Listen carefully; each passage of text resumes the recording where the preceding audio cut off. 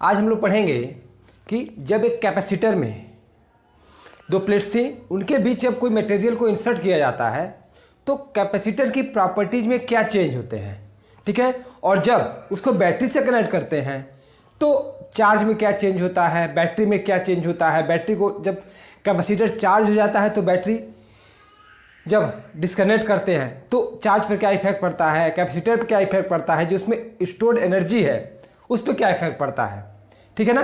Capacitor में जब भी कोई डाइलेक्ट्रिक डालते हैं, जो मटेरियल डालते हैं उसको कहते हैं डाइलेक्ट्रिक। क्या कहते हैं? डाइलेक्ट्रिक। जब भी किसी मटेरियल की जब भी किसी कैपेसिटर की दो प्लेट्स के बीच एक मटेरियल डालते हैं जिसको कहते हैं डाइलेक्ट्रिक, जो एक प्रकार का इंसुलेटर होता है। एग्जैक्ट इंसुलेटर नहीं कह सकते, पर एक प्रकार का इंसुलेटर होता है। जब प्लेट्स की दो प्लेट्स के बीच में डाइलेक्ट्रिक को डालते हैं तो कैपेसिटर की प्रॉपर्टीज में क्या चेंज होते हैं, ये चीज़ हम लोग देखेंगे। डाइलेक्ट्रिक क्या होता है, इसकी वजह से कैसे इफेक्ट आता है, कैसे कैपेसिटर की प्रॉपर्टीज बदलती है, क्या वोल्टेज पे इफेक्ट पड़ता है, वही सब चीज़ें हम लोग आज देखेंगे, ठीक है। तो आज का हमारा टॉपिक है डाइलेक्ट्रिक, ठीक है। इसको नोट कर लीजिए। स्टार्ट करते हैं हम लोग डाइलेक्ट्रिक।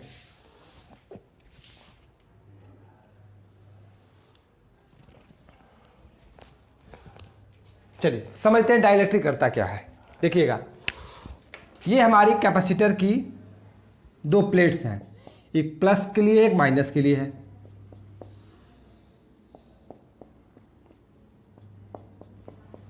इनके बीच का सेपरेशन क्या है?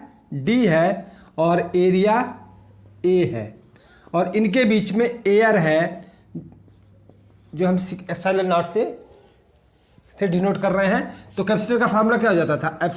एप्सिलॉन नॉट ए अपॉन डी, ये कैपेसिटर का फार्मूला होता था। क्लियर है? इनके बीच में, दोनों कैपेसिटर के बीच में इलेक्ट्रिक फील्ड फॉर्म होती थी। ये इलेक्ट्रिक फील्ड है जिसकी डायरेक्शन पॉजिटिव से प्लेट से नेगेटिव प्लेट की तरफ होती थी, और यही इलेक्ट्रिक फील्ड के फॉर्म में एनर्जी कैपेसिटर में स्टोर होती थी। क्लियर है? अब क्या होता है, अब हम क्या करेंगे, इस कैपेसिटर के बीच में एक डाइलेक्ट्रिक इंसर्ट करेंगे। ये पॉजिटिव प्लेट हो गया, ये नेगेटिव प्लेट हो गया, ठीक है। इनके बीच का सेपरेशन तो डी है, वही डी है, ध्यान समझिएगा। और एरिया क्या है? ए है, एरिया ए है। हम क्या करते हैं, एक डाइलेक्ट्रिक इंसर्ट करते हैं जिसका विड्थ क्या है? टी है, जिसकी थिकनेस क्या है? टी है। जब इसको हम इंसर्ट करते हैं तो क्या प्रॉपर्टीज में चेंज होता है, ये चीज हम लोग देखेंगे। इसकी कैपेसिटर की वैल्यू क्या हो जाती है? इस कैपेसिटर की वैल्यू हो जाएगी सी डैश, मैं मान लेता हूं सी डैश है, वो हो जाता है epsilon naught epsilon r a upon d. यहां पे जो एप्सिलॉन आर क्या होता है? This is the relative permittivity of free space.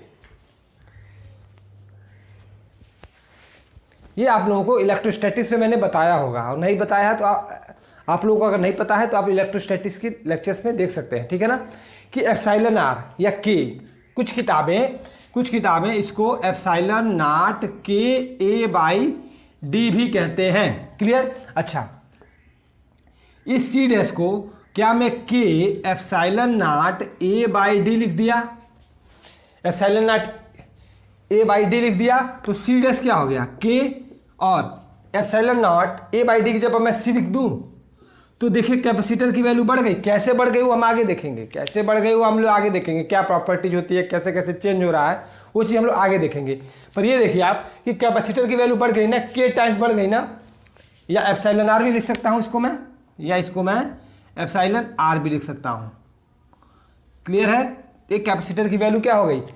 बढ़ गई। एक डाइलेक्ट्रिक को इंसर्ट करते ही कैपेसिटेंस की वैल्यू बढ़ गई, तो वोल्टेज में, चार्ज में क्या इफेक्ट आएगा, एनर्जी में क्या इफेक्ट आएगा, ये सब चीज हम लोग देखेंगे। इतना नोट करिए।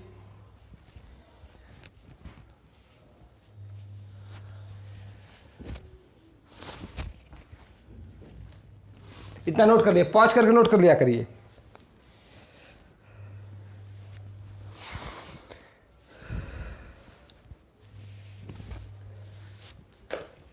क्लियर है?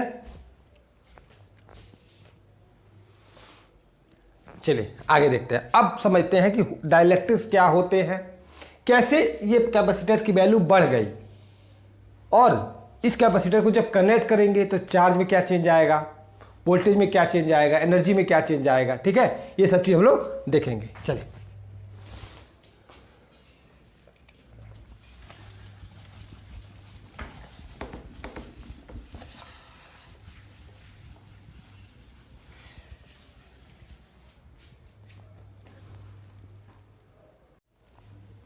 देखिए होता क्या है, हम क्या कर रहे हैं कि एक एक्सटर्नल इलेक्ट्रिक फील्ड है, एक एक्सटर्नल इलेक्ट्रिक फील्ड है, इसको मैं ई नॉट से डिनोट कर रहा हूं।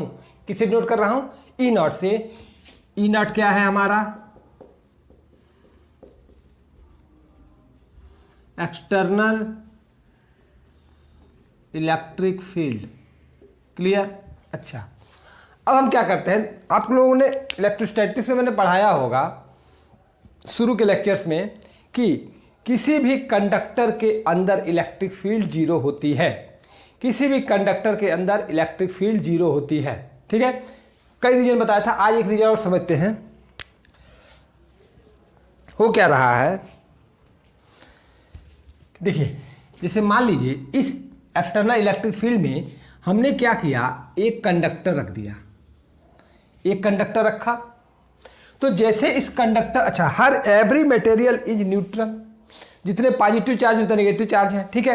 अच्छा, इलेक्ट्रिक फील्ड की डायरेक्शन ये है, तो यहाँ कहीं यहाँ पॉजिटिव चार्ज होगा, यहाँ कहीं पॉजिटिव चार्ज होगा, तभी तो इलेक्ट्रिक फील्ड इस डायरेक्शन में है, यानी पॉजिटिव चार्ज से इलेक्ट्रिक फील्ड निकल रही है, ठीक है।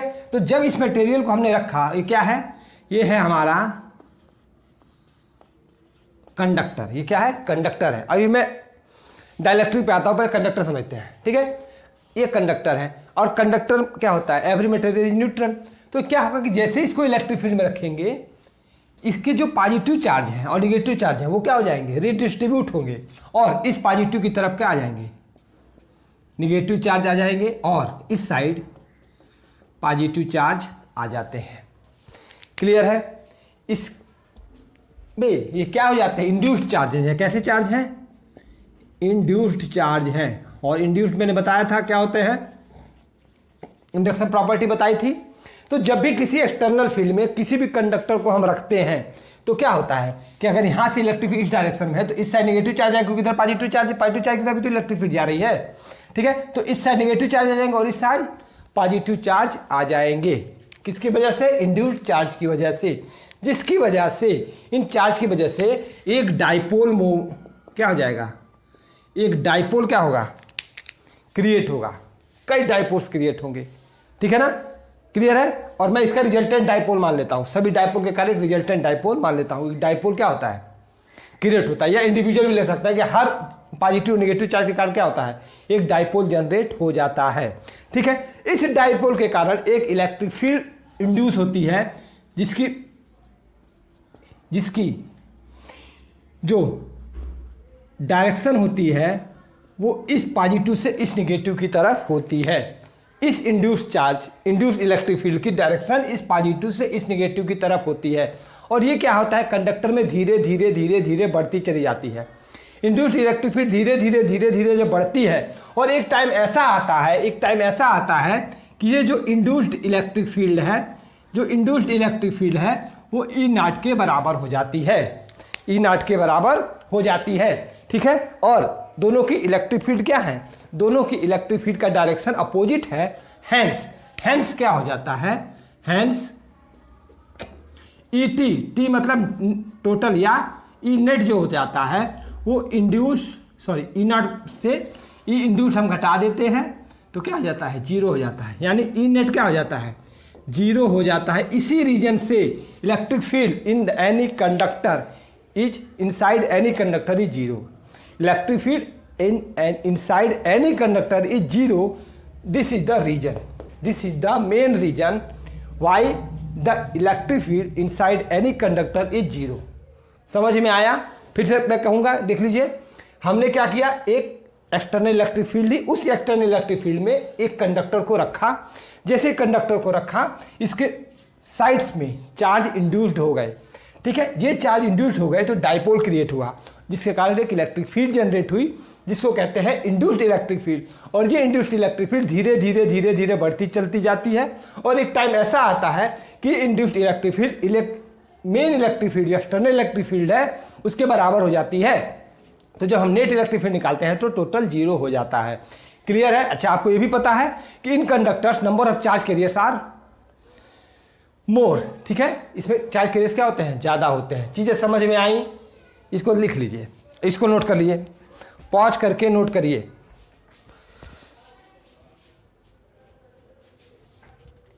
पॉज करके नोट कर लीजिए। अब हम लोग समझेंगे कि इन डाइलेक्ट्रिक के साथ क्या होता है। अभी तो ये कंडक्टर के साथ था, फिर से मैं कहूंगा ये कंडक्टर के साथ था। ये जो भी कुछ हो रहा है वो किसके साथ हो रहा है? कंडक्टर्स के साथ हो रहा है। ये सब कुछ जो हो रहा है वो कंडक्टर के साथ हो रहा है। ठीक है, अभी हम लोग देखेंगे कि डाइलेक्ट्रिक के साथ कैसे प्रॉपर्टी होती है। पॉज करके नोट कर लिया करिए। चलिए, होप करता हूं कि आप लोगों ने नोट कर लिया होगा। ठीक है, अगर कोई भी डाउट हो तो कमेंट सेक्शन में पूछ सकते हैं। ठीक है, और प्लीज़ चैनल को सब्सक्राइब करिए अगर आपको अच्छा लगता है तो, और शेयर भी करिए। ठीक है, और मैं कोशिश कर रहा हूं कि और बेहतरीन से बेहतरीन वीडियो आपको बना के दे सकूं। ठीक है,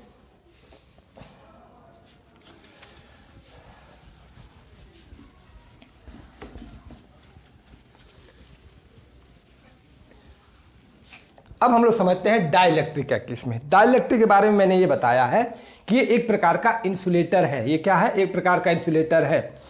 एग्जैक्ट इंसुलेटर नहीं है, पर इंसुलेटर में हो सकता है इसमें लकड़ी है।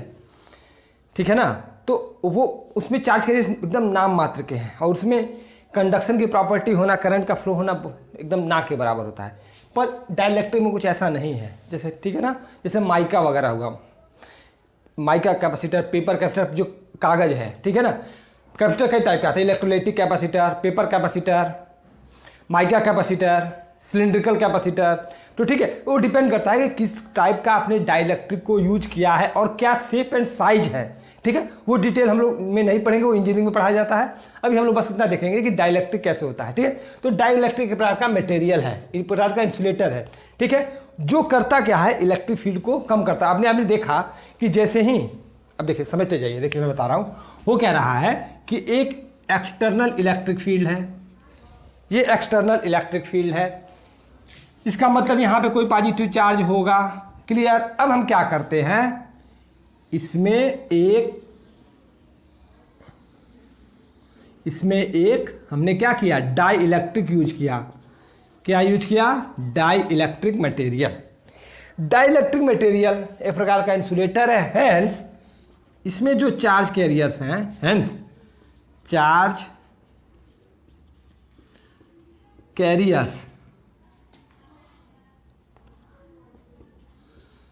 Carriers are less than conductor. Charge carriers क्या है? कुछ कम है। ठीक है, कंडक्टर के कंपैरिजन में कम है। तब होता क्या है कि जब भी किसी एक्सटर्नल इलेक्ट्रिक फील्ड में डाइलेक्ट्रिक तो रखते हैं तो चार्ज इंड्यूस्ड हो जाएंगे। चार्ज क्या होंगे? इंड्यूस्ड हो जाएंगे। पर कंडक्टर के कंपैरिजन में चूंकि चार्ज कैरियर्स कम है, इसलिए मैंने कुछ ही चार्ज लिए हैं। उसमें बहुत ज़्यादा चार्ज लिए थे, यहाँ पे मैंने 4 माना है। ठीक है ना, हो सकता है 4 मैंने एक एग्जाम्पल के तौर पे माना है, पर मैं मानता हूँ कि कुछ चार्ज कैरियर्स कम हैं। ठीक है, जब चार्ज कैरियर्स कम हैं, अच्छा, तो थोड़ी सी इलेक्ट्रिक फील्ड कम होगी। हो क्या है? ये क्या है? ये सब है क्या? ये है हमारे इंड्यूस्ड चार्जेज। क्या है? Induced charges. समझ में आया? ठीक है, अच्छा, इस इंड्यूस्ड चार्जेज की वजह से एक डाइपोल क्रिएट हो जाता है। क्या क्रिएट हो जाता है? डाइपोल क्रिएट हो जाता है। समझ में आया? डाइपोल क्रिएट होता है। ठीक, अच्छा, और इस इंड्यूस्ड चार्जेस की वजह से एक इलेक्ट्रिक फील्ड बनती है, इसको कहते हैं ई इंड्यूस्ड। ये ई इंड्यूस्ड, और ये बढ़ती जाती है, धीरे धीरे बढ़ती जाती है। पर कंडक्टर की तरह वो एक्सटर्नल इलेक्ट्रिक फील्ड की बराबर नहीं आती, ताकि electric field, net electric field zero हो जाए। इसमें चूंकि चार्ज कैरियर्स कम होते हैं, इसलिए क्या करता है कि बस थोड़ा सा ये इलेक्ट्रिक फील्ड बढ़ता है। यानी जब हमको ई नेट निकालना होता है, ई नेट, तो हम क्या करते हैं? ई इंड्यूस्ड माइनस ई एक्सटर्नल माइनस ई इंड्यूस्ड होता है। यानी इसने क्या किया, नेट इलेक्ट्रिक फील्ड को रिड्यूस कर दिया। डाइलेक्ट्रिक को में क्या किया, जो मेन इलेक्ट्रिक फील्ड थी उसको क्या किया, कुछ कम कर दिया। अब वो इंड्यूस्ड कुछ कम कर दिया, यानी नेट इलेक्ट्रिक फील्ड में कुछ चेंज आ गया। पहले नेट क्या था, पहले नेट इनिशियली ई नेट कितना था, पहले initially E net E not था। पर व्हेन डाई इलेक्ट्रिक इंट्रोड्यूस तो ई नेट क्या हो गया, कुछ कम हो गया ना। ई इंड्यूस्ड से टाइम ई इंड्यूस्ड की वजह से क्या हो गया, कम हो गया। यानी ई नेट अब कितना हो गया, ई नॉट माइनस ई इंड्यूस्ड। तो डाइलेक्ट्रिक क्या कर रहा है, डाइलेक्ट्रिक नेट इलेक्ट्रिक फील्ड को क्या कर रहा है, कम कर दे रहा है, रिड्यूस कर दे रहा है। चीजें समझ में आई, नोट कर लीजिए। अब इसी चीज को हम लोग पैरेलल प्लेट कैपेसिटर्स में देखेंगे। नोट करिए, पॉज करके नोट कर लिया करिए।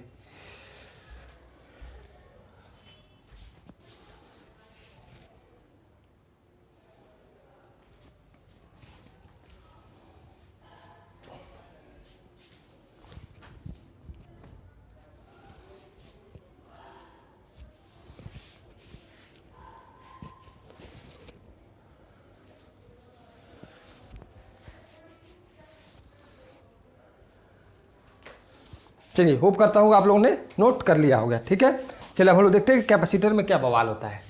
ठीक है, यहाँ तक समझ में आया, ठीक है, मिटाऊं। चलो,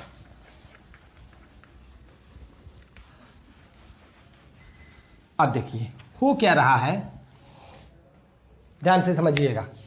ये क्या था, इनिशियली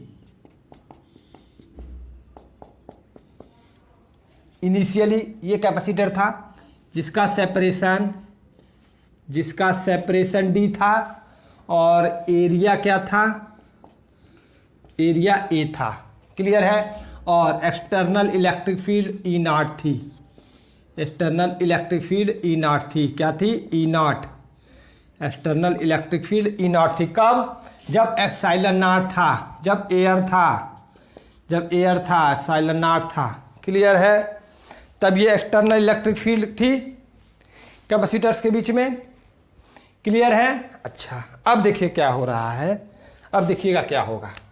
अब ये होगा कि जब हम डाई इलेक्ट्रिक को, ये हमारी पॉजिटिव प्लेट ये नेगेटिव प्लेट, अच्छा इस पर चार्ज डेंसिटी की बात करें, सरफेस चार्ज डेंसिटी के प्लस सिग्मा माइनस सिग्मा, इस पर पॉजिटिव चार्ज आ गए, इस पर पॉजिटिव चार्ज आ गए, इस पर क्या आ गए, निगेटिव चार्ज आ गए। ठीक। अच्छा, इसकी वजह से क्या हो गई, external electric field E not. Clear. अब हमने क्या किया कि एक टी थिकनेस का डाई इलेक्ट्रिक यूज किया। इनके बीच की सेपरेशन डी है और एरिया क्या है, एरिया ए है। समझ में आया। अब हमने जब से टी, जिसका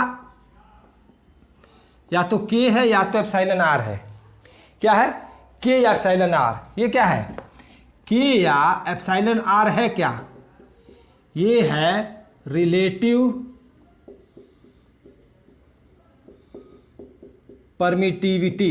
ये क्या है, रिलेटिव परमिटिविटी। समझ में आया।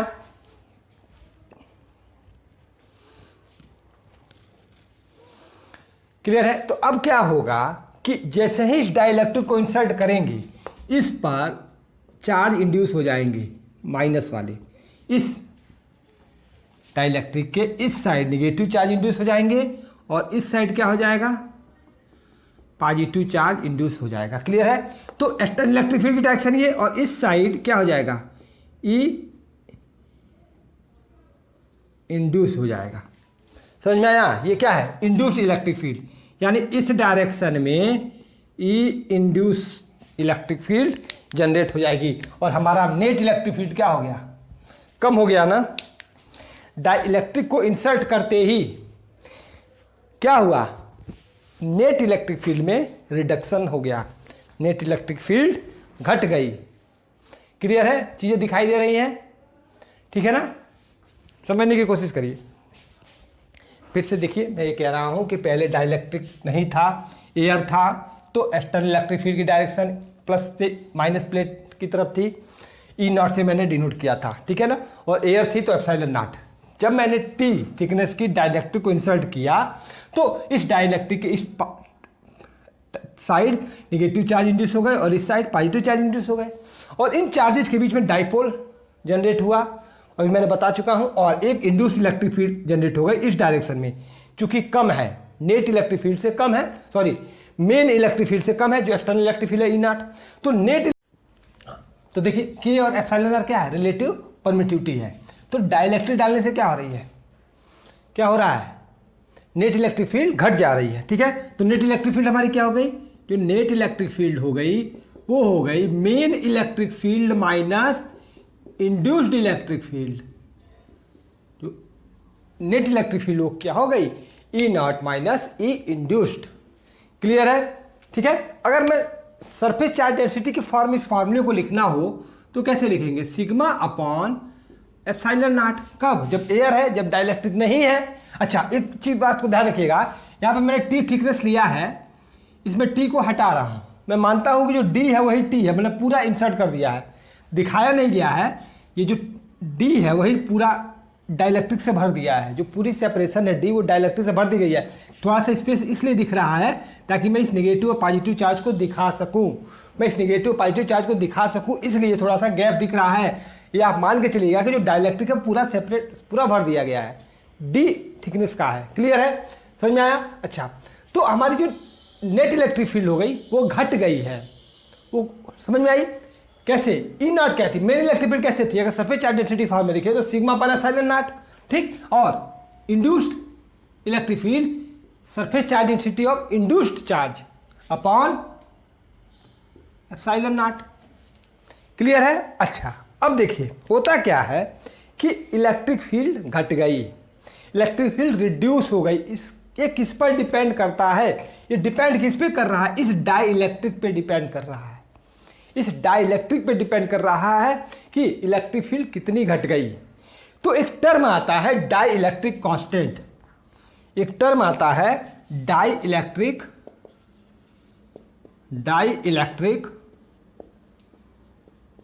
कांस्टेंट, ध्यान से समझिएगा।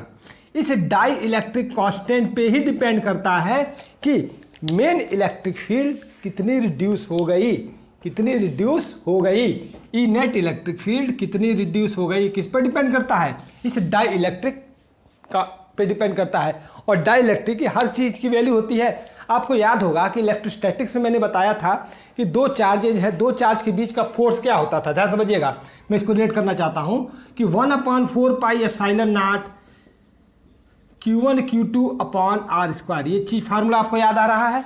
फिर मैं ये कहा था कि जब दोनों चार्जेज को किसी मटेरियल के अंदर इंट्रोड्यूस करते थे तो टोटल फोर्स में क्या आ जाता था, रिड्यूस हो जाता था, और क्या आ जाता था, एप्सिलॉन आर आ जाता था। तो नेट फोर्स में क्या होता था, कमी आ जाती थी।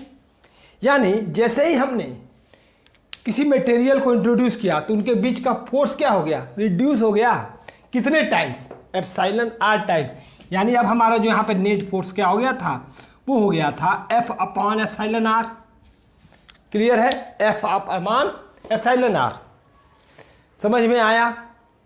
तो सिमिलरली कितनी इलेक्ट्रिक फील्ड रिड्यूस हो गई, कितनी इलेक्ट्रिक फील्ड रिड्यूस हो गई, वो किस पर डिपेंड कर रहा है, वो डिपेंड कर रहा है डाई इलेक्ट्रिक कांस्टेंट पे, उसकी कितनी वैल्यू है। यानी अब हमारे जो ई नेट हो गया है वो कितने फैक्टर से घट गया है, ध्यान समझिएगा। जैसे मान लीजिए कि इलेक्ट्रिक फील्ड है, ये ई नॉट है हमारा 100 वोल्ट पर मीटर। क्लियर है। जैसे ही हमने डाइलेक्ट्रिक लगाया तो हमारा जो ई नेट हो गया वो 50 हो गया, समझ में आया। अच्छा, एक और कोई दूसरा डाइलेक्ट्रिक लगाया, जब दूसरा कोई डाइलेक्ट्रिक लगाया तब ई नेट कितना हो गया, तब मान के चलिए हो गया 25। तो किसने, ये मान लीजिए एप्सिलॉन आर कोई दूसरा है, 1 है ये एप्सिलॉन आर, कोई दूसरा वैल्यू है। तो कोई डाइलेक्ट्रिक को इंसर्ट करने से इलेक्ट्रिक फील्ड कितने टाइम्स रिड्यूस हो गई, वो किस पे डिपेंड कर रहा है, इस डाइलेक्ट्रिक कांस्टेंट पे। तो यहां पे देखिए पहले कितना था, 100 था, पहले क्या था 100 था, अब कितना हो गया 50 हो गया। तो क्या किया उसने, आधा कर दिया ना, उसने आधा कर दिया ना, यानी एप्सिलॉन आर क्या हो गया, एप्सिलॉन आर कितना होना चाहिए, अगर 2 हो जाए तो काम हो जाए, यानी ई नेट कितना होना चाहिए, ई नेट 100/2 अगर कर दे तो 50 आ गया कि नहीं, 50 आ गया नहीं, यानी net electric field upon epsilon r, ये क्या है, ये net electric field upon epsilon r 1 ही तो है। समझ में आया। दूसरे केस में देखिए, दूसरे केस में ई नेट कितना है, 25 हो गया ना, और 25 कैसे आएगा, 100/4 ना, यानी एप्सिलॉन आर 2 कितना है 4, तभी तो 25 हो गया, 25 हो गया। समझ में आया। ये क्या हो गया, 4 टाइम्स रिड्यूस हो गया, 1/4 टाइम्स, ये 2 टाइम्स, ये सीधा आधा हो गया, ये चौथाई हो गया, ये 1/4 हो गया। देख लीजिए, चीज़ें समझ में आ रही हैं, समझ में आ रही है। मैं कहना ये चाह रहा हूं कि जो नेट इलेक्ट्रिक फील्ड है उसको कितने टाइम्स किस फैक्टर से इसने घटा दिया, इस डाइलेक्ट्रिक को इंसर्ट करते ही मेन इलेक्ट्रिक फील्ड कितने फैक्टर से घट गई, तो अब कितनी हो गई वो, E0 अपान एप्सिलॉन आर। समझ में आया चीज़ है। तो हमारी अब ई नेट कितनी हो गई, ये चीज़ समझ में आई। तो ई नेट हमारा हो गया sigma upon epsilon r epsilon naught equal to sigma upon epsilon naught minus sigma induced upon, यानी हमारा ई नेट कितना हो गया, यानी हमारा ई नेट हो गया है, अब घट गया है वो पहले सिग्मा अपॉन एप्सिलॉन नॉट था, अब एप्सिलॉन नॉट टाइम्स घट गया। समझ में आया। ये ई इलेक्ट्रिक फील्ड क्या हो गई, घट गई। क्लियर है, नोट कर लीजिए, नोट कर लीजिए, पॉज करके नोट कर लीजिए।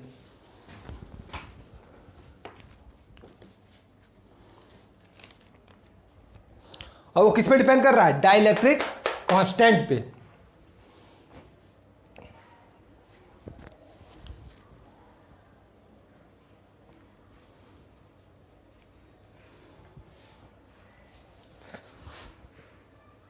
ठीक है, चलिए अब हम लोग को क्या फाइंड करना था, हम लोग को फाइनली एम था C इक्वल टू, अब देखिएगा, अब देखिए वो क्या रहा है, अब देखिए यहां से ई नेट क्लियर हो गया, यानी हमारी इलेक्ट्रिक फील्ड घट गई। अच्छा, एक फार्मूला मैं बता दे रहा हूं जो बहुत रेयर केस में IIT नीट में जरूरत पड़ती है। यहां से देख लीजिए, यहां से अगर कंपेयर हम कराएं तो sigma I upon epsilon not को क्या लिख सकता हूं मैं, इसको इधर लेके जाऊं, इसको इधर लेके जाऊं, तो क्या sigma upon epsilon naught 1 - 1 upon epsilon r लिख सकता हूं। समझ में आ रहा है। एप्सिलॉन से एप्सिलॉन कट गया तो क्या आ गया, induced surface charge density equal to main surface charge density upon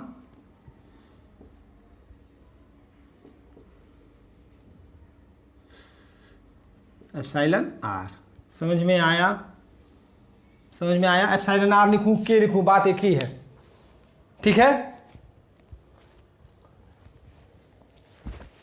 अब देखिए क्या है एक्चुअली में, सी क्या होता है, सी होता है क्यू अपॉन वी, सी क्या होता है क्यू अपॉन वी ना। क्लियर। अच्छा, अब देखिएगा, ये नया कैपेसिटेंस है, नया कैपेसिटेंस है, कब, जब डाइलेक्ट्रिक स्टार्ट किए हैं, मैं इसको सीरियस मानता हूं।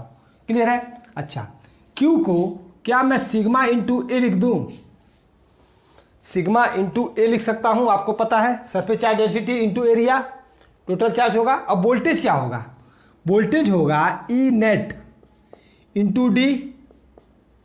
वी क्या होता है, V equal to E d होता है, याद आ रहा है ना, पहले बता चुका हूं मैं। स्केलर फॉर्म में देखा जाए, मैग्नीट्यूड फॉर्म में देखा जाए तो V equal to E d, तो वी की जगह पर क्या मैं ई नेट इंटू डी लिख सकता हूं, एकदम लिख सकते हैं। क्लियर है। अब देखिएगा, sigma a upon E net की जगह पर क्या रख दूं मैं, sigma upon epsilon naught epsilon r रख दूं, तो sigma upon epsilon naught epsilon r into d. Clear है, क्लियर है। अब देखिए, सिग्मा से सिग्मा कट गया तो सी डैश क्या आ गया, सी डैश आ गया epsilon naught epsilon r a upon d. Clear है। तो क्या कैपेसिटेंस की वैल्यू एप्सिलॉन आर टाइम्स बढ़ गई।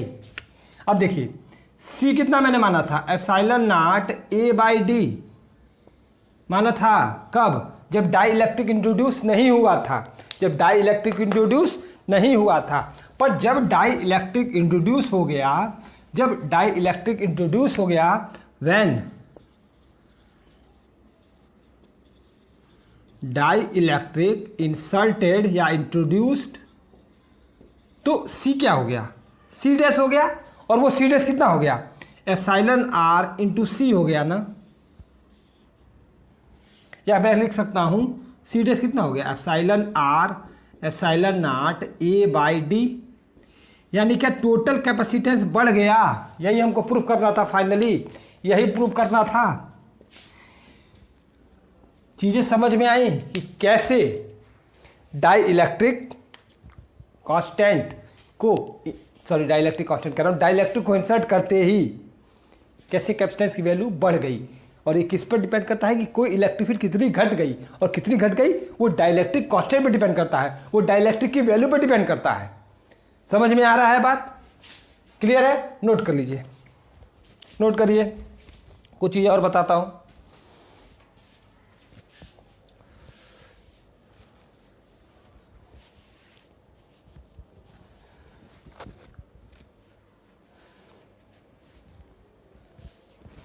पॉज करके नोट कर लिया करिए।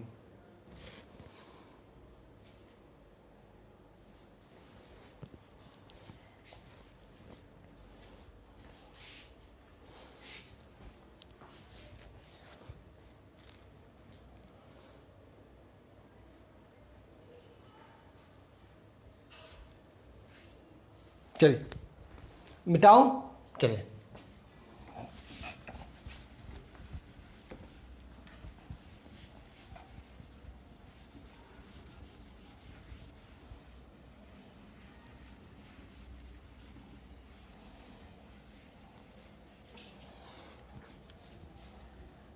यहाँ देखिए, यहाँ क्या आया है, यहाँ क्या आया है, ये चीज़ आई है।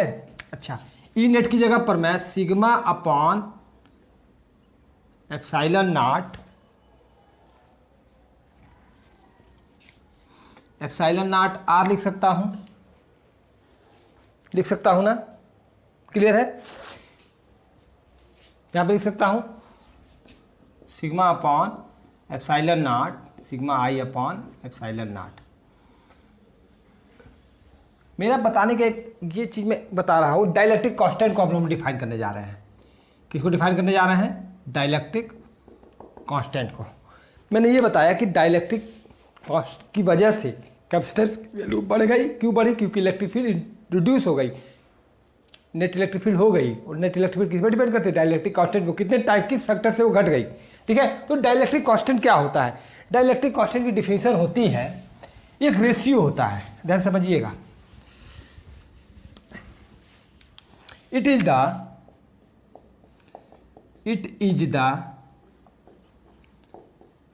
ratio of ओरिजिनल फील्ड कौन सी? ई नॉट ना, एंड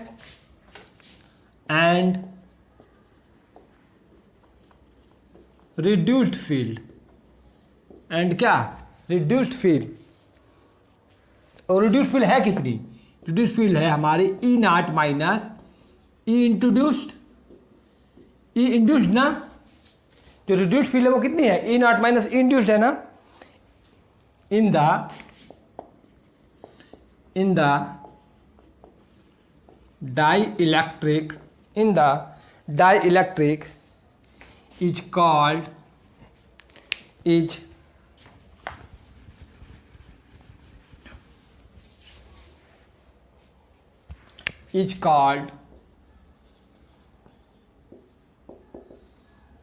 dielectric कांस्टेंट। यानी एप्सिलॉन आर लिखूं या के लिखूं, वो क्या है? वो है main electric field upon net electric field. या ऐसे भी लिख सकता हूं मैं, E naught upon E naught minus E into समझ में आया? This is the formula of dielectric constant. ये एक प्रकार का रेशियो होता है और इसकी कोई यूनिट नहीं होगी। आपको हमेशा बताया कि रेशियो की कोई यूनिट नहीं होती है। तो ये चीज़ हमारी डाइलेक्ट्रिक कांस्टेंट। तो समझ में आया डाइलेक्ट्रिक। अब हम लोग क्या करेंगे, डाइलेक्ट्रिक की डिफिनीशन पूरा समझेंगे। अब मैं इसको लिखवा दे रहा हूँ। क्लियर है? यहाँ तक क्लियर है आपको? चलिए, डाइलेक्ट्रिक क्या है?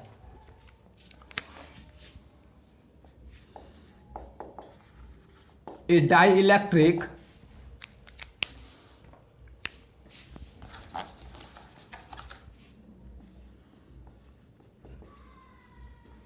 dielectric is a substance which does not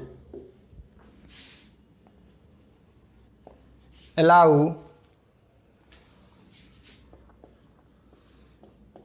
the flow of charges. जो क्या करता है, फ्लो ऑफ चार्जेज को अलाउ नहीं करता है।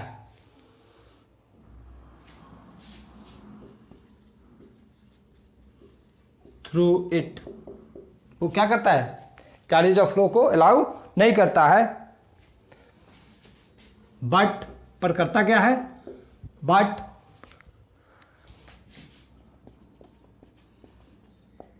permits them to exert electrostatic force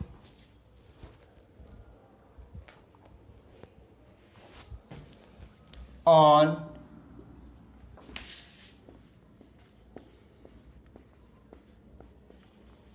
one another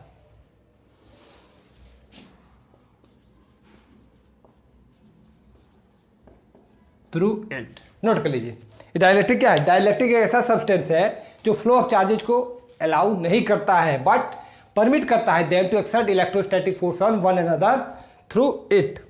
clear है ना?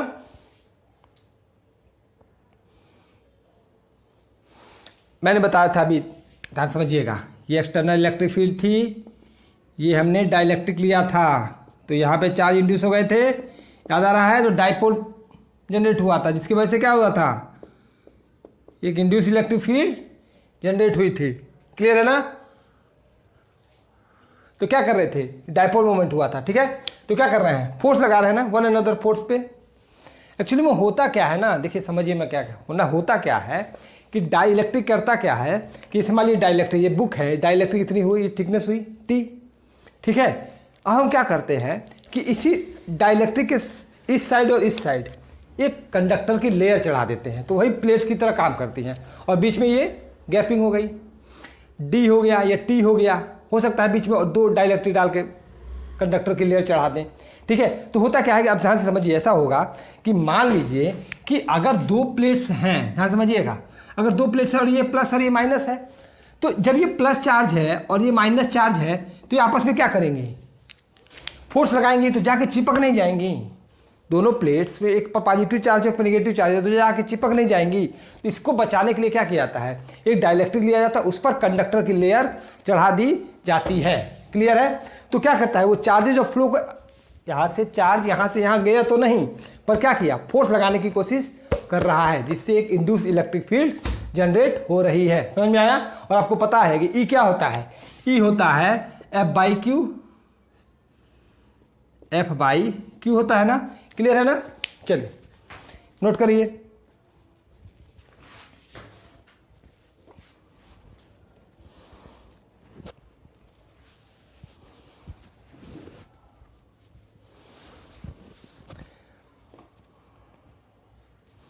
ठीक है? चलिए आगे देखते हैं, और डाइलेक्ट्रिक क्या करता है। A dielectric is an insulator, और क्या करता है, ये एक प्रकार का इंसुलेटर होता है, which can be polarised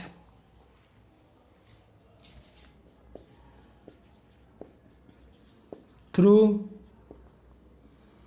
small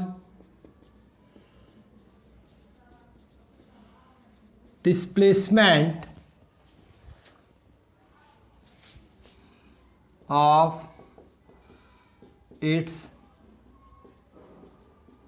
charges। क्या है? डाइलेक्ट्रिक ऐसा इंसुलेटर है विच कैन बी पोलराइज हो जाता है जब स्मॉल डिस्प्लेसमेंट होता है किसका? चार्जेज का। अभी मैंने बताया था कि जब चार्ज इंड्यूस होंगे तो एक डाइपोल मोमेंट क्रिएट होता है। एक डाइपोल मोमेंट क्या होता है? क्रिएट होता है, ठीक है। और उनकी पोलैरिटी होती है, आपको पता है कि एक डाइपोल की पोलैरिटी क्या होती है? नेगेटिव चार्ज से पॉजिटिव चार्ज की तरफ होती है। इसी डाइपोल के कारण इलेक्ट्रिक फील्ड जनरेट होती है और वो नेट इलेक्ट्रिक फील्ड में क्या होता है? रिडक्शनिज्म हो जाता है। जो मेन इलेक्ट्रिक फील्ड थी उसको क्या कर देता है? वो रिड्यूस कर देता है। और किस पर डिपेंड करता है? डाइलेक्ट्रिक कांस्टेंट पे। क्लियर है? नोट कर लीजिए।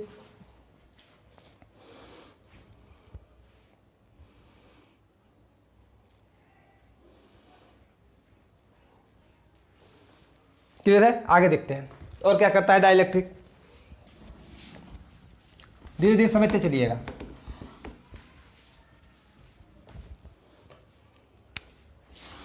इन a dielectric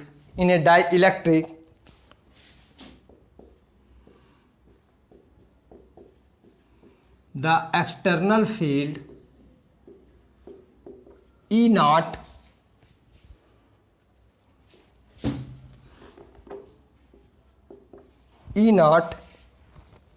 external field E naught की अच्छा एक चीज बताइए, जो चार्ज इंड्यूस हुए थे उस किसकी वजह से हुए थे?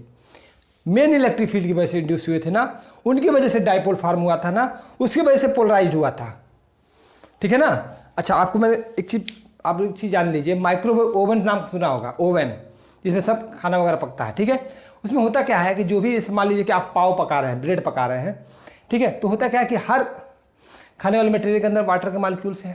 तो होता क्या है कि जब माइक्रोवेव निकलती है ना, तो क्या करता है, वाटर के मॉलिक्यूल की पोलैरिटी को चेंज कर देता है। उनका पोलराइजेशन का ओरिएंटेशन जो है, जो चार्जेज का ओरिएंटेशन है, वो क्या कर देता है? चेंज कर देता है, जिसकी वजह से हीट जनरेट होता है, वो चीज़ें गर्म हो जाती हैं। सिमिलरली डाइलेक्ट्रिक भी वही कर रहा है। क्या कर रहा है? मेन इलेक्ट्रिक फील्ड की वजह से चार्ज इंड्यूस हो जा रहे हैं डाइलेक्ट्रिक्स में और एक डाइपोल फॉर्म हो रहा है, ठीक है। तो इसकी वजह से वो क्या हो जा रहा है? पोलराइड हो जा रहे हैं, ठीक है ना। समझ में आ रही है? इंड्यूस इलेक्ट्रिक फील्ड क्यों हो रही है? क्योंकि चार्ज इंड्यूस हो रहे हैं, और चार्ज जब इंड्यूस हो रहे हैं तो एक डाइपोल जनरेट हो रहा है। वो क्यों हो रहा है? स्मॉल डिस्प्लेसमेंट ऑफ चार्जेस की वजह से, जो मैं सब लिखवा चुका हूँ, small displacement of its charges. Clear है? तो in dielectric the external electric field E naught induces dipole moment. क्या करता है? डाइपोल मोमेंट इंड्यूस करता है। कैसे करता है? Bye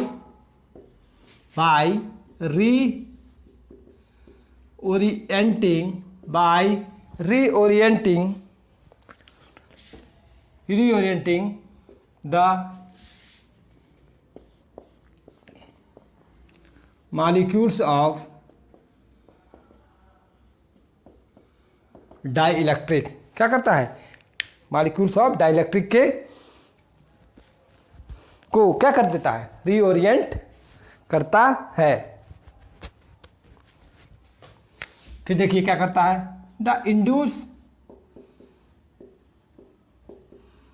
induce dipole moment. ये मैं पूरा प्रोसेस समझा रहा हूं। जो इंड्यूस इलेक्ट्रिक फील्ड जनरेट हुई थी, जिसकी वजह से नेट इलेक्ट्रिक फील्ड में कुछ कमी आई थी, ठीक है, जो मेन इलेक्ट्रिक फील्ड को घटाया था, उसका प्रोसेस लिख रहा हूं, ठीक है ना। The induce dipole moment sets up an induced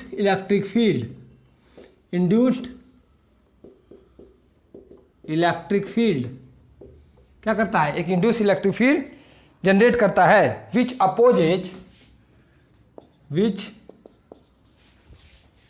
विच क्या करता है, अपोजेज, इसको पूरा डिटेल में समझा रहा हूं उसको, ठीक है ना, which opposes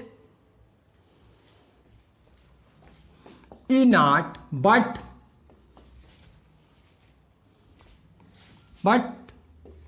does not exactly cancel नहीं करता, जीरो थोड़े होता था, कंडक्टर की तरह मेन इलेक्ट्रिक फील्ड जीरो थोड़े होता था, क्लियर है ना, but does not exactly cancel E not it only reduces it, क्या करता है, रिड्यूस करता है, नोट कर लीजिए, क्या करता है और ऐसा क्यों, कैसे हो रहा है, ये सब चीजें क्लियर हैं, नोट कर लीजिए, पॉज करके नोट कर लिया करिए।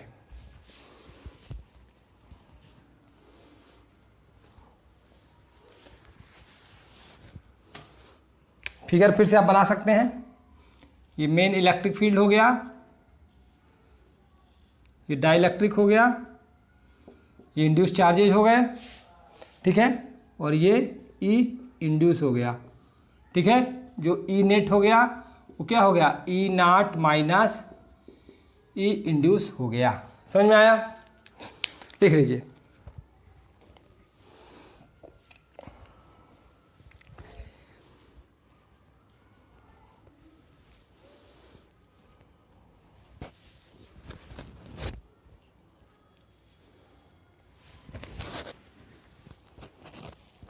चलिए अभी मैंने बताया कि क्या होता है, चार्ज इंड्यूस होंगे, क्यों होंगे, ओरिएंटेशन ऑफ द मॉलिक्यूल्स की वजह से, जिससे डाइपोल क्रिएट होगा, डाइपोल की वजह से इंड्यूस इलेक्ट्रिक फील्ड जनरेट होगी, क्लियर है, ठीक है।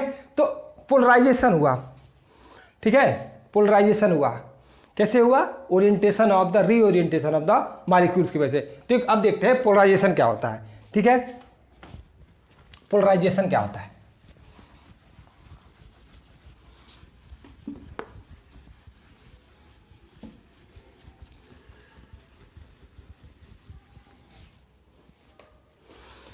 पोलराइजेशन आप समझ रहे हैं, मैंने ये भी बताया कि जब मेन इलेक्ट्रिक फील्ड आई, ठीक है, तो हुआ क्या कि जो इंड्यूस चार्जेज हुए उनका रीओरिएंटेशन हुआ, और उन्होंने क्या किया, जो मेन चार्जेज थे उनका क्या किया, रीओरिएंट करके नेट इलेक्ट्रिक फील्ड को क्या कर दिया, घटा दिया, ठीक है। तो पोलराइजेशन क्या होता है, पोलराइजेशन को डिफाइन करते हैं, सब हेडिंग है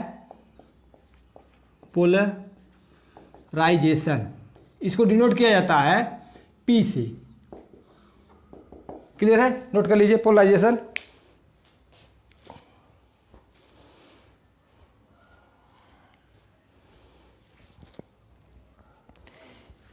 इंड्यूस चार्ज की वजह से क्या हुआ था, डाइपोल क्रिएट हुआ था ना, तो वही पोलराइजेशन वो होता है। पोलराइजेशन क्या होता है, लिखिए, the polarisation it is defined as, it is defined as the dipole moment per unit volume, defined as per unit volume, and its magnitude is usually referred to as polarization density, polarization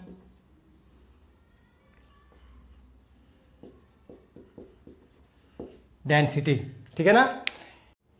चलिए अब देखते हैं हम लोग कि हमने dielectric insert कर दिया, कैपेसिटर की वैल्यू बदली, कैपेसिटर की वैल्यू बढ़ गई इलेक्ट्रिक फील्ड की वजह से, इलेक्ट्रिक फील्ड में कैसे चेंज आया, ये सब चीज़ हम लोगों ने देखा। ठीक है, अब हम लोग क्या कर रहे हैं, अब हमारा टारगेट क्या है कि जब हम कैपेसिटर को हमने बना लिया, डाइलेक्ट्रिक इंसर्ट करके कैपेसिटर की वैल्यू बढ़ा ली, ठीक है, अब हम क्या करें, उस पर वोल्टेज अप्लाई करने जा रहे हैं। ध्यान समझिएगा, मैंने क्या किया, एक कैपेसिटर लिया, ठीक है, जिसकी कैपेसिटेंस की value epsilon naught epsilon r a upon d है।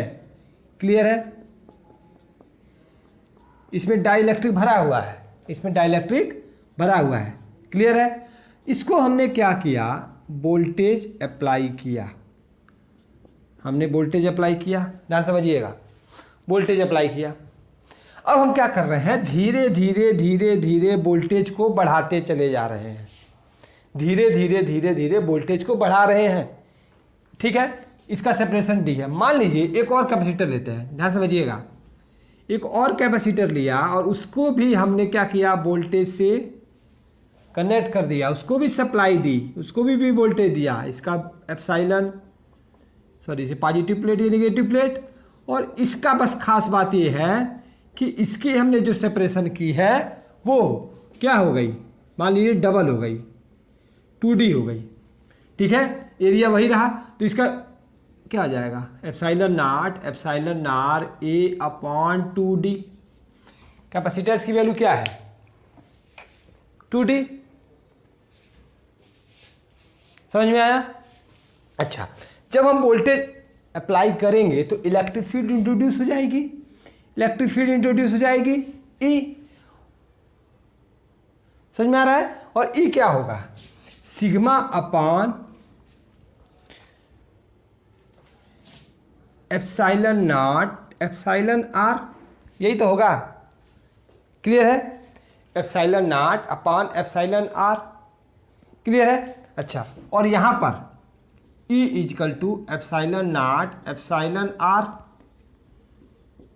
अच्छा, ध्यान समझिएगा, हमने क्या किया है, जो डाई इलेक्ट्रिक है, जो डाई इलेक्ट्रिक है उसकी वैल्यू सेम है, दोनों की वैल्यू सेम है।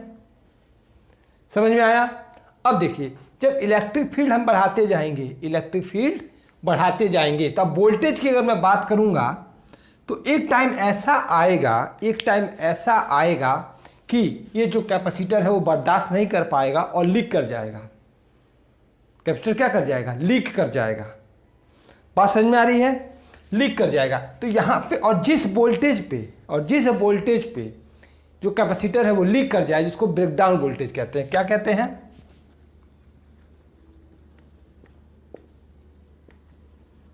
ब्रेकडाउन। और V क्या होता है, आपको पता है, V इक्वल टू क्या होता है, ED। तो यहाँ पे क्या हो जाएगा, E। इलेक्ट्रिक फील्ड की स्ट्रेंथ देखेंगे, sigma upon epsilon naught epsilon r है। ठीक है, इलेक्ट्रिक फील्ड की स्ट्रेंथ देखेंगे, और इलेक्ट्रिक फील्ड की स्ट्रेंथ किस पे डिपेंड करेगा, डाई इलेक्ट्रिक स्ट्रेंथ पे। जिस डाई इलेक्ट्रिक को हमने इंसर्ट किया है उसका। समझ में आया?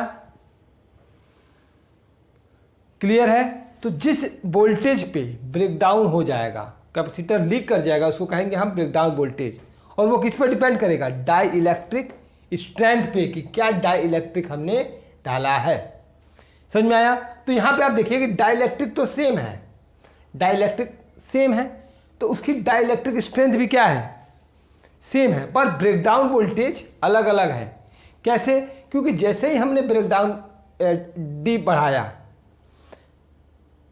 तो इसका ब्रेकडाउन वोल्टेज बढ़ गया ना, यानी ये ज़्यादा वोल्टेज को झेल सकता है, ये ज़्यादा वोल्टेज अप्लाई करने के बावजूद भी ये ज़्यादा, और ये क्या हो गया, कम वोल्टेज पे ही फूट गया।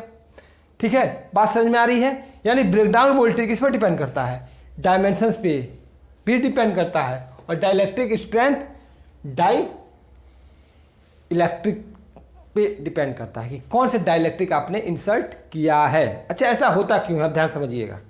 हो क्या रहा, आपको मैंने बताया था कि क्या है कि कैपेसिटर की दो प्लेटें हैं।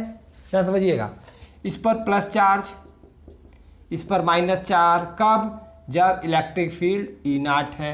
फिर हमने क्या किया, डाई इलेक्ट्रिक को इंसर्ट किया, जिसका dielectric constant epsilon r आया, जिसकी वजह से इस पर माइनस चार्ज आ गया, इस पर प्लस चार्ज आ गया और एक डाइपोल क्रिएट हुआ था। बताया था ना शुरू में, मॉलिक्यूल्स का रीओरिएंटेशन हुआ और डाइपोल क्रिएट हुआ। तो मान लीजिए एक्चुअली में देखा जाए तो हर मटेरियल एक डाइपोल से बना हुआ है। हर मटेरियल किससे बना हुआ है? डाइपोल से बना हुआ है। तो जब इस डाइपोल को मैंने यहाँ पे देखा, ध्यान समझिएगा, जब इस डाइपोल को यहाँ पे देखा तो यहाँ पे एक चार्ज लगा क्यूई और एक इधर फोर्स लगा क्यूई।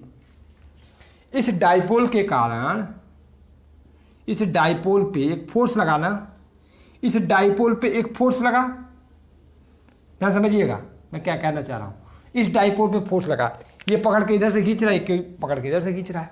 दो चीज़ें हैं, ध्यान समझिएगा। जैसे मैं ये कहूँ इस पेन को मैं खींच रहा हूँ, इधर से 2 न्यूटन लगाया, इधर से 2 न्यूटन लगाया, अब खींच रहा हूँ, नेट फोर्स हमारा कितना है? 0 है। अब मैं 4 न्यूटन लगा रहा हूँ, फिर 6 न्यूटन लगा रहा हूँ, 10 न्यूटन, एक टाइम ऐसा आएगा कि ये टूट जाएगा, दोनों 2 पार्ट में डिवाइड हो जाएगा। तो नेट फोर्स तो 0 रहा, पर ये झेल कितना सका? 10 न्यूटन। 10 न्यूटन से जैसे हमने बढ़ाया 2 पार्ट में टूट गया। सिमिलरली यही चीज़ मैं समझाना चाह रहा हूँ कि हर मटेरियल डाइपोल से बना हुआ है, तो डाइपोल के कारण फोर्स लग रहा है। अब वो फोर्स लगता है तो वो फोर्स कितना झेल सकता है, जिसकी वजह से कैपेसिटर लीक ना कर जाए, ठीक है। वो उसका ब्रेकडाउन वोल्टेज होता है। जिस वोल्टेज पर कैपेसिटर लीक कर जाता है उसको ब्रेकडाउन वोल्टेज कहते हैं। और ये किस पर डिपेंड करता है? डाइलेक्ट्रिक पर। हर मटेरियल की डाइलेक्ट्रिक स्ट्रेंथ होती है। हर मटेरियल की क्या होती है? डाइलेक्ट्रिक स्ट्रेंथ होती है कि वो कितना इलेक्ट्रिक फील्ड झेल सकता है। जिस इलेक्ट्रिक फील्ड पे कैपेसिटर लीक कर जाए उसकी क्या हुई? Dielectric strength. और चूंकि इलेक्ट्रिक फील्ड है तो यूनिट क्या हो जाएगी? डाइलेक्ट्रिक की, जो इलेक्ट्रिक फील्ड की यूनिट है। चीज़ें समझ में आ रही है? तो ये चीज़ समझ में आया, कॉन्सेप्ट समझ में आया कि देखिए आप ब्रेकडाउन जो ब्रेकडाउन वोल्टेज है वो डायमेंशन पर भी डिपेंड कर रहा है। देखिए डायमेंशन ने बढ़ाया तो ब्रेकडाउन वोल्टेज बढ़ गया, यानी वो ज़्यादा वोल्टेज झेल सकता है। और डाइलेक्ट्रिक स्ट्रेंथ पर भी डिपेंड कर रहा है। क्लियर है? पर डाइलेक्ट्रिक स्ट्रेंथ डायमेंशन पर डिपेंड नहीं कर रहा है। चीज़ें समझ में आई? अब इसको नोट कर लीजिए, पॉज करके नोट कर लीजिए।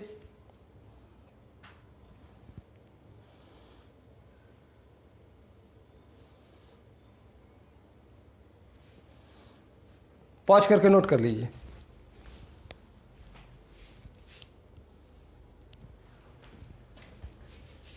ठीक है, चलिए डेफिनेशन देखें, समझ में आया? तो डाइलेक्ट्रिक स्ट्रेंथ की डेफिनेशन क्या है? The maximum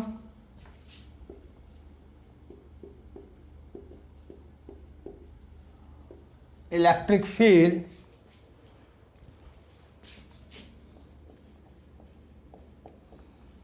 that can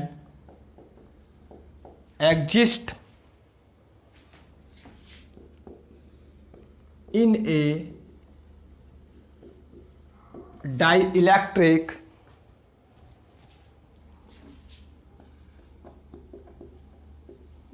without causing the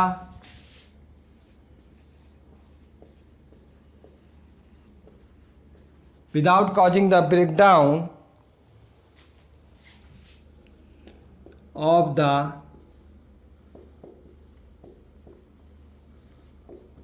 insulating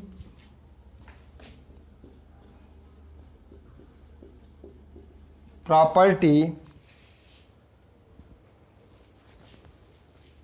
is called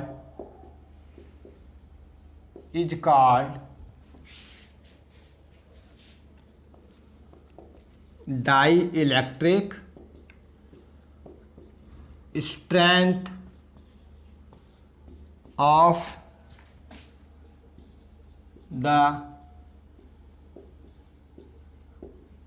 material. Dielectric strength of the material. Note कर लीजिए, the maximum electric field that can exist in a dielectric, वो मैक्सिमम इलेक्ट्रिक फील्ड जितना झेल सकता है किसी डाइलेक्ट्रिक में without causing the breakdown, बिना ब्रेकडाउन के, उसकी क्या होती है? डाइलेक्ट्रिक स्ट्रेंथ होती है। अब यहाँ पे देखिए कि जो ब्रेकडाउन वोल्टेज होता है वो डायमेंशन पर भी डिपेंड करता है, सेम डाइलेक्ट्रिक पर, डाइलेक्ट्रिक स्ट्रेंथ तो सेम है, यानी हर डाइलेक्ट्रिक की डाइलेक्ट्रिक स्ट्रेंथ अलग अलग है। एयर की कंपैरिजन में कुछ मटेरियल्स की डाइलेक्ट्रिक स्ट्रेंथ ज़्यादा होती है, ठीक है, इसलिए हम लोग डाइलेक्ट्रिक को यूज करते हैं। एयर कर देंगे तो कैपेसिटर जल्दी लीक कर जाएगा, इसलिए डाइलेक्ट्रिक लगाते हैं ताकि स्ट्रेंथ बढ़ जाए, वो ज़्यादा वोल्टेज झेल सके, वो ज़्यादा इलेक्ट्रिक फील्ड झेल सके। चीज़ें क्लियर है, ठीक है। यूनिट क्या हो जाएगी, its unit is same as, its unit is same as electric field that is volt per metre. Electric field की एक और यूनिट होती है वोल्ट पर मीटर, या क्या होती है, न्यूटन पर कूलॉम, और न्यूटन पर कूलॉम भी होती है। समझ में आया, नोट कर लीजिए।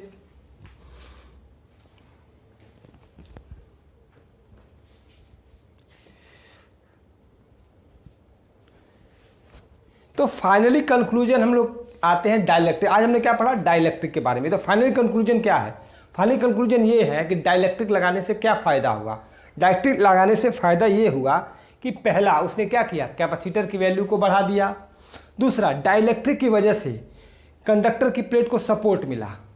सपोर्ट मिला ना, मैंने बताया था ना, डाइलेक्ट्रिक लेते थे, इस पर एक कंडक्टर को एक कंडक्टर की लेयर चढ़ा देते थे, और एक क्या फ़ायदा मिला डाइलेक्ट्रिक से, उसकी स्ट्रेंथ बढ़ गई, डाइलेक्ट्रिक स्ट्रेंथ बढ़ गई, वोल्टेज को ज़्यादा वोल्टेज को झेलने की कैपेसिटी बढ़ गई। चीज़ें क्लियर है, वो तीनों चीज़ हमारे लिए फ़ायदेमंद है, ठीक है। तो कैपेसिटर के डाइलेक्ट्रिक से फ़ायदे क्या हैं, यहाँ तक नोट समझ में आया। और ये फार्मूला आपको याद होना चाहिए, breakdown voltage is equal to electric field strength into d. D है डी मतलब सेपरेशन बिटवीन प्लेट्स, और ब्रेकडाउन वोल्टेज किस पर डिपेंड करता है, depend on dielectric strength and किस पे, डायमेंशन पे, और किस पे डिपेंड करता है, डायमेंशन पे। लिख लीजिए, दिखाई दे रहा है, और डायमेंशन पे डिपेंड करता है। समझ में आया, चलिए। तो कैपेसिटर के में डाइलेक्ट्रिक हमने इंट्रोड्यूस किया, और डाइलेक्ट्रिक से क्या क्या फायदे हुए, डाइलेक्ट्रिक से हमको क्या क्या फायदे हुए, कैपेसिटर की वैल्यू बढ़ गई, कैपेसिटर की वैल्यू बढ़ गई,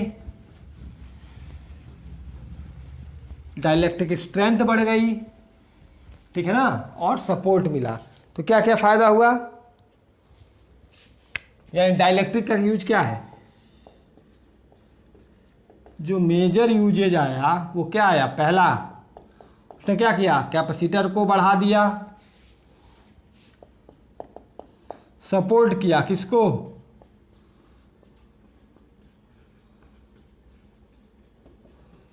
कैपेसिटर की प्लेट्स को, और क्या किया, और क्या किया,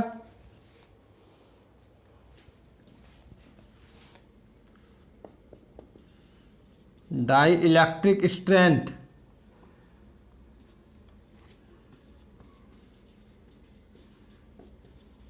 इंक्रीज, क्या इंक्रीज किया, ब्रेकडाउन वोल्टेज को, यानी वोल्टेज झेलने की कैपेसिटी को बढ़ा दिया। तो समझ में आया। तो आज का लेक्चर टोटली डाइलेक्ट्रिक पे था। आज अच्छा लेक्चर था, लंबा लेक्चर था, ठीक है। तो डाइलेक्ट्रिक चीज़ें समझ में आई, ठीक है। अब हम लोग देखेंगे कि डाइलेक्ट्रिक इंसर्ट करने से हमने पूरा भर दिया था ना, पूरा भर दिया था सेपरेशन में, डी भर दिया। अब लोग क्या करेंगे, छोटी डाइलेक्ट्रिक भरेंगे जिसकी डी से कुछ विथ कम होगी, या दो डाइलेक्ट्रिक लगाएंगे, तब क्या चेंजेज आते हैं, उस पर डिबेट न्यूमेरिकल देखेंगे हम लोग आगे, ठीक है। तो आज के लेक्चर में आपको चीज़ समझ में आई, ठीक है। Thank you.